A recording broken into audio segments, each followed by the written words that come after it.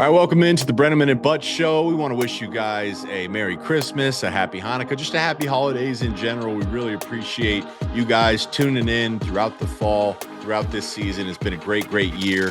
Brandon, it's great to see you. We are recording this on Tuesday, December 23rd. So close enough where I think we could look back and talk about the first round of the college football playoff. Obviously, Oregon won. We now know that Oregon's going to play Texas Tech. Ohio State will play Miami, and then Indiana is playing Alabama in the Rose Bowl. A lot of fun storylines there. Any big takeaways? Anything stand out to you about the first round of the playoffs or these matchups going forward?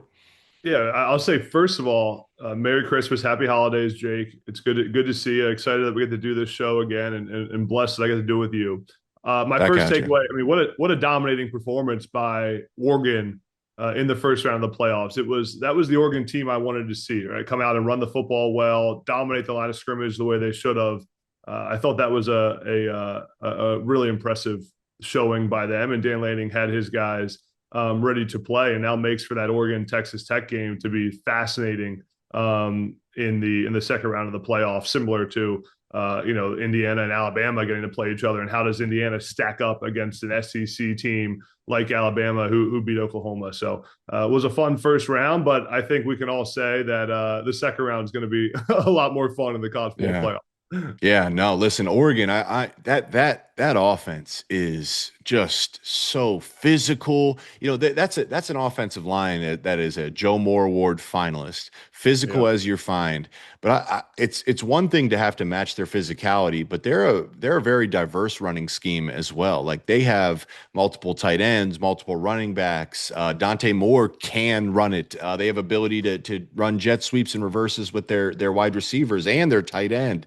That is just it is really tough to have to game plan for them, let alone match their physicality, let alone do it all together. I was also impressed by Bob Chesney and the game plan. I think UCLA should come away from that game being really excited for the future as far as what they're going to do under Chesney's leadership.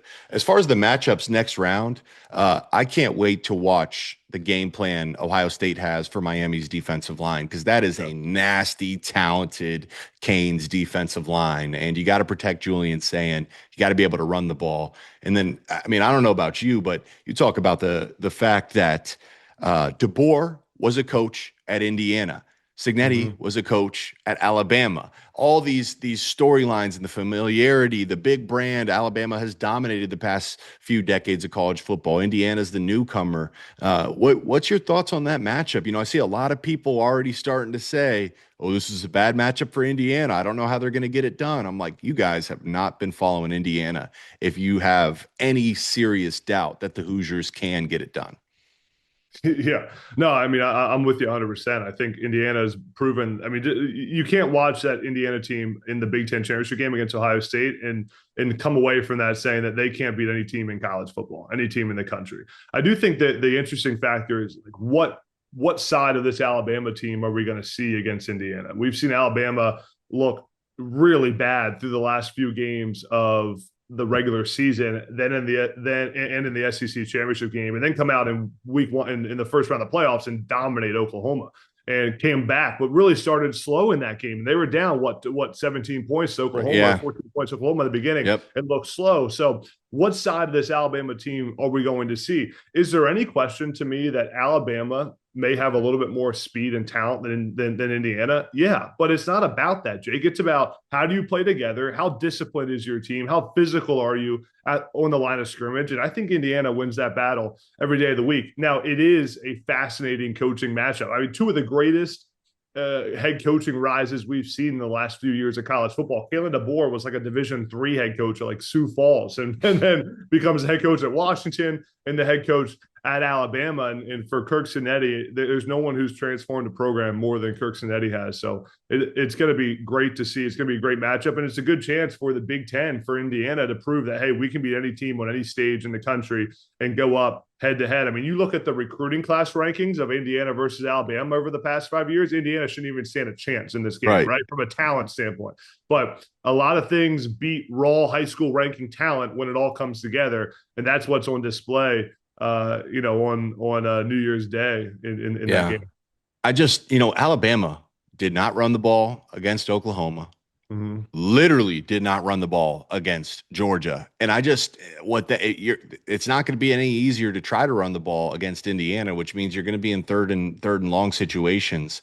I think the one thing that people might be missing when it comes to Indiana, first off, I do think they have a ton of talent that's Yeah, underrated. People just on a national level aren't aware at how talented these players are, but their zone discipline is as good as you'll find. And for Ty Simpson and these Bama wide receivers, I don't. It's going to catch him off guard. I think it caught Ohio yeah, State off guard. It's caught a lot of teams off guard. Dante Moore is maybe the next is the number one pick in next year's NFL draft. He struggled against this Indiana Hoosier defense. So, and then of course Mateer, yeah, they were up 17-0, but then Mateer was seeing ghosts against that Bama defense. yeah. Fernando Mendoza is not going to be seeing ghosts, man. Not at all. Not Yeah, at all. That and, guy's a computer and you back can't there. forget about the Indiana defensive line and how they've played at times and been able to get in the backfield and make things happen, which complements that defense they want to play. I mean, Tucker and Stephen Daly and those guys that have really had Aiden Fisher that have really had good seasons getting to the quarterback. So Yeah. And it's Coach going to be Haynes fun. has said, even he's like, with the injury to Stephen Daly, he's like, listen, we have guys, and I think Signetti spoke to this, like they have guys. It's going to be one of those things. The truth is the sum is greater than the parts. It's a Yeah, big loss to lose Daly, but overall the defense is that makes up for it. I wanted to ask you about the Michigan coaching search. I wanted to approach it from, I know my point of view, but what is your point of view from the outside looking in? Where would you rank Michigan as where do they rank in terms of like desirable jobs in football, and kind of what's been your opinion following, the updated coaching search? yeah. Man, I was thinking about this. I think there's very few jobs in college football that can rival the Michigan job. It's up there with the top few jobs in the country. The resources are there. The history of winning.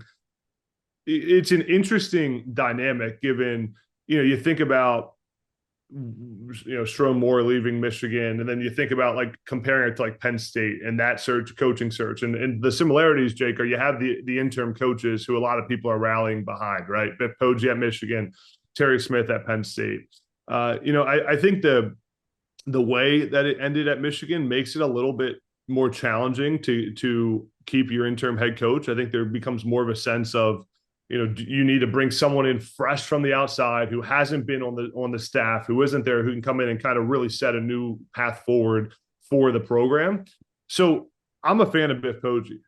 He's a winner. The guy has been successful in everything he does. He's won those press conferences. I love what he said about evaluating every piece of the organization. Usually the players always want the interim coach to be the head coach because players don't like change. But there's a reason that players don't make head coaching hires because Mhm. they don't usually know what's best, right? The people rallying around the interim coach is like a tale as old as time. It happens every Yeah. time it's a coaching search. That doesn't discredit Biff Poggi and what he's capable of doing if he were to get this job. But I do think there's context in it all. And Jake, my perspective is coming from just watching it on the Penn State search, where all the players rallied around Terry Smith.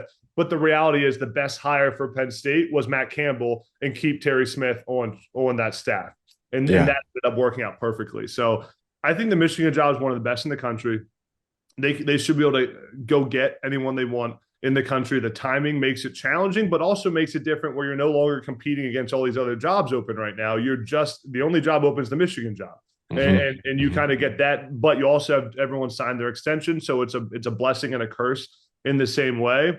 I think Biff Poggi is a legitimate candidate. I don't think he ultimately should get the head coaching job, and I think Michigan needs to go find one of the top coaches in the country who can build a program Hmm. and get Michigan back to the Michigan way and building Michigan men and doing it with class and honor and winning at the highest level. Yeah, listen, you make a lot of great points. I think we see it the same. What got Michigan in trouble, like timing is as important as anything. And Yeah. when it went from when Jim Harbaugh decided to go to the NFL, that decision was so late that they didn't do a full coaching search. They just Yeah. handed it to Sharon, and that was like the first point that got us to this moment. And now, a lot of the coaching hires have kind of came and went. And I would just say Michigan's so lucky to have Biff Poggi there. Yeah. Uh, No you doubt. know, one, like a lot of people, and this is just true in life, like these desirable positions, there's like a double-edged sword where, part of the attraction is, hey, listen, you are going to be the highest paid coach or one of them. You're going to be the face of a major Mhm. brand. There's ego. There's all this. Biff Poggi's not at Michigan for a check. He doesn't need a check. He's not there for his ego. He doesn't, his ego, he doesn't have an ego. I know him personally. He's there because he loves the place and he loves the kids. And I think that that's so important at a time like this. And I've been a big advocate that Biff has absolutely earned the right to go to Ward Manuel and the decision makers and pitch his vision for the future. I completely agree with you. Players saying we support our interim head coach, I'd be scared if that wasn't the case. I would be terrified if there was an interim head coach and the players didn't support him. That'd be an indicator of major, major problems. The players love Biff, we know that, but he's much more than just a feel good story. Like part of this is what's your ability to fill out a staff? Remember on Yeah. game day earlier this year when he's joking with Nick Saban? Like Yeah. he They're has boys. great Yeah. relationships with Saban, with Jim Harbaugh. He was a legendary coach in Baltimore. So all the great programs recruited from him. So Mhm. he's got a strong ability, in my opinion, much more strong than most interim head coaches in terms of his ability to hire and fill out a very, very competitive staff. From Yeah. a booster standpoint, they're cutting 10, $20 million checks. Well, you can trust Biff with that money because that's what he did before becoming a coach. So there's a Yeah. lot of I just think like It's a good point. it's Yeah. it's not like Michigan, it's not like people are saying hire Biff to check a box and it's a feel good story. Let Biff continue to pitch why he should be the guy. And I don't Mhm. think you should be scared by his lack of experience because nowadays, I mean, you've said this 1,000 times, being a head coach at the college football level, it's it's never been less about X's and O's than Football. it is right now. You are a Yeah. CEO Yeah. more than Well, anything. So what no, number one, I do believe that with a job like the Michigan job, like we saw similar with Penn State, there's a lot of conversations going on right now that is probably not getting reported publicly. And there's a lot of people interested in this job that we don't know about. This is the kind of job that any coach in college football, a lot of coaches in the NFL, coaches all over the country will take the call from the Michigan administration and hear what they have to say and say, "Hey, I'm interested to at least have that conversation." I do believe, and Jake, you have more sources than probably anyone on this, but I do believe there's things that are out there that are happening that isn't getting reported publicly, and there's more names. There's, I got it kind of went viral when I said it about Penn State, but I said there was a mystery candidate at Penn State. There's probably a mystery candidate out there at Michigan that no one's talking about right now that they're talking to and interviewing with. And as I said, Jake, you probably know more than I do on that front. yeah, But yeah, so I think on that standpoint, there's going to be names that people can get excited about for this job. And again, do I think Biff Poggi ultimately gets the job? I don't. Do I think he should get the job? I probably would expect Michigan can go get someone who's a top proven coach in the country. Would I be happy if he got the job? Yes, I think it'd be great. It'd be fun. I'd love for him to be a head coach at our conference in the Big Ten Conference and build a program and see what he can do. I guess my question for you, Jake, is if you is as right now from what you've heard, your favorite candidate is your favorite candidate Biff Poggi? Hmm. I don't know. I know Biff personally. Like his son is one of my best Yeah, he friends, played. was my Yeah, roommate, a groomsman in my wedding.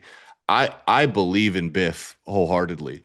But to your point, a lot of this reporting, and I've been very vocal on social media about this, there's a lot of people losing credibility, reporting things as if they're a certainty or as if they were a done yeah, deal. Whereas my whole thing with this is Michigan has an interim president right now. They hired an outside law firm to investigate, the handling of this entire process. So yeah, there's uncertainty in terms of the athletic department. I think that's very important because Michigan, part of this is like re-earning the trust of fans, but also college football as a whole. So with that uncertainty, how can you say for certain who is being talked to or what those conversations are like? I don't think anyone can. That's as far as I'm willing to go because there's just too much uncertainty. You know this. How many things did you think were a certainty for Penn State that yeah. ended up falling through? There's nothing certain in college football. And the coaching searches are wild. I'm waiting for someone to do a documentary following a coaching search so we can see the inside of the whole thing. Yeah. How fascinating would that be? Someone do it. Some network needs to do it. It would be fun to see. Like think about the Penn State search, how that went back and forth, and thought they had a candidate.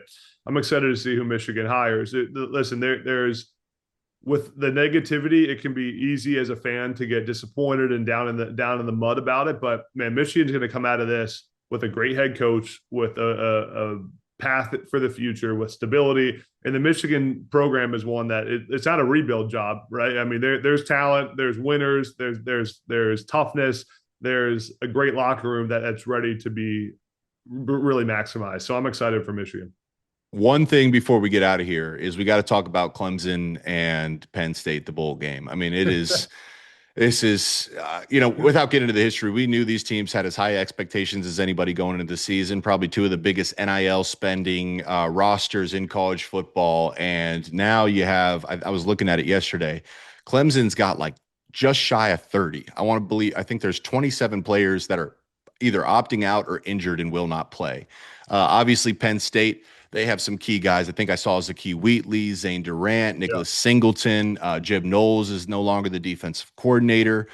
Trace McSorley is going to step in as the quarterback coach for this game. What are you looking forward to? What is important to you about this bowl game? I guess would be the question I would have. Number one for Penn State, it's Ethan Grunkemeyer, their quarterback. How does he show up and perform in this game with Matt Campbell now as the head coach at Penn State? Although he's not the head coach for this specific game, this is your chance to show your new head coach that you should be the quarterback of the future. And without a doubt, Penn State's going to go sign transfers and figure that out. Ethan Grunkemeyer has been rumored to possibly, is he going to enter the portal? Is he going to stay at Penn State?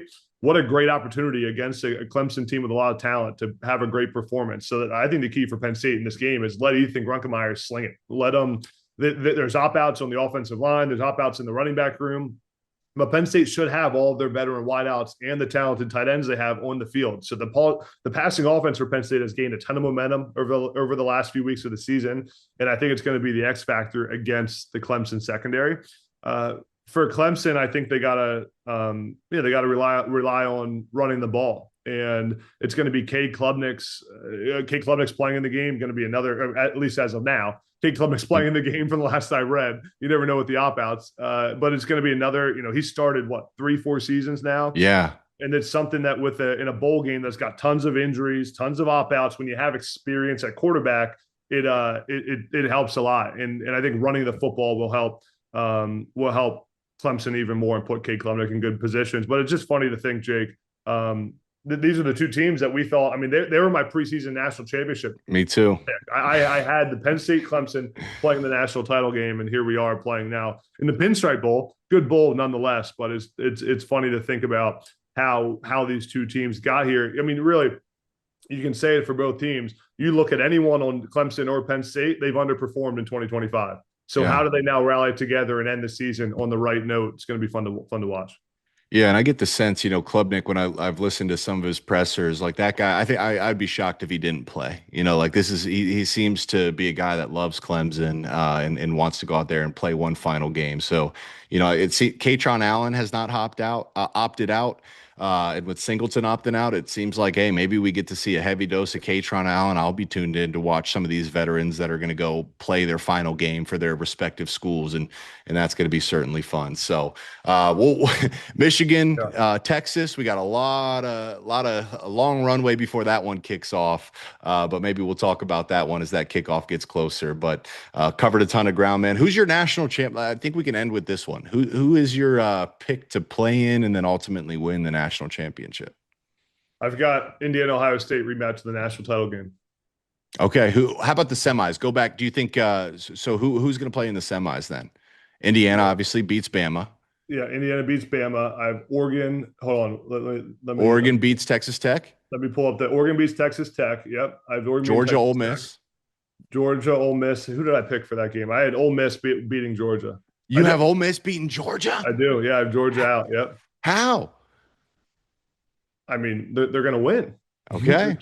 Chambliss is a better quarterback, I think, and I like what we've seen from Ole Miss so far this season.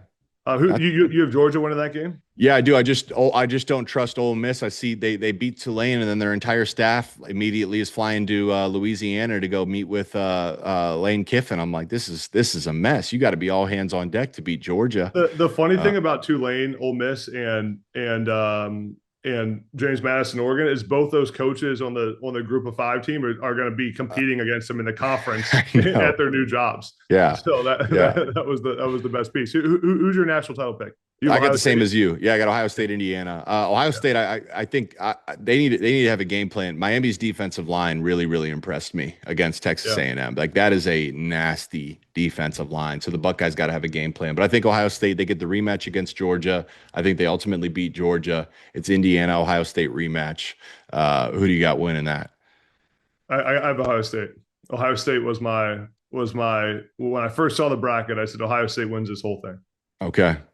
I got the Hoosiers. And even after the Big Ten championship game, I think there's too much talent for Ohio State. Too much talent on that that they're not going to lose Indiana again. Yeah, I wouldn't be shocked either way. I mean, I think the Hoosiers. A lot of people looked at, man, Ohio State left some meat on the bone, but I'm like, man, we haven't seen Indiana with Surratt, Cooper, and Becker all healthy and playing. Like that's a chance. They had a lot of penalties. There were some self-inflicted wounds in there. If Indiana wins the national title, it will complete the greatest run a head coach has ever been on in college football. Is he a top? Where would you put him all time? A college football coach? Mount Rushmore. I mean, right away, like right? Mount Rushmore coaches in sports. Yeah, I mean, I've seen. I think he immediately is the top 5 head coach all time. But like right away, I've heard some people say he's the greatest of all time because of the what he's had to overcome. But it'll be fun to watch, man. It's great to see you. Merry Christmas, Happy Holidays. Merry Christmas and Happy Holidays to you guys tuning in. Good luck to all your respective teams, and we will probably see you in the new year.